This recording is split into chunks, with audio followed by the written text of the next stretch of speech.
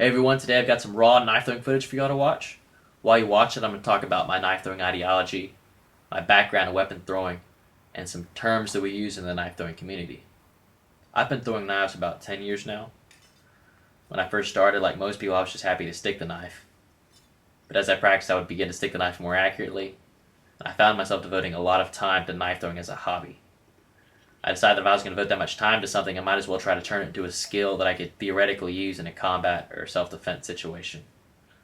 About 4 years ago, I uploaded my first video to YouTube, and since then I've won the 2014 No Spin World Championship, set a world record in no spin knife throwing, and I've had a lot of people come to me requesting training and advice in no spin and instinctive knife throwing. Instinctive knife throwing is usually defined by the ability to throw from random, unmarked distances. This appeals to individuals who want to throw for combat or self-defense. I found that as I would teach people the techniques they need to do this, they would focus more on their sticking percentage as opposed to actually throwing the knife in a self-defense manner. I would see them present the weapon and point the knife at the target. I would see them throw a lot slower and more deliberately with greater focus on accuracy than throwing the knife with power and enough speed to actually use knife throwing as a skill.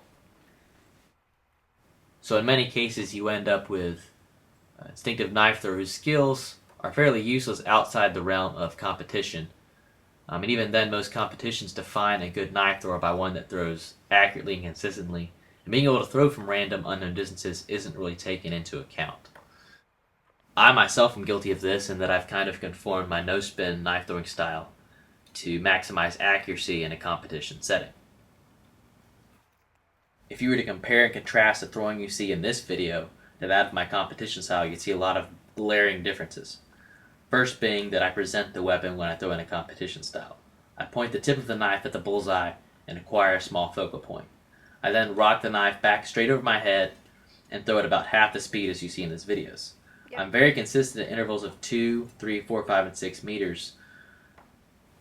Instinctive knife throwing is still funny in that nobody is compelled by instincts to throw a knife from point A to point B with very little thought process and still have the knife stick.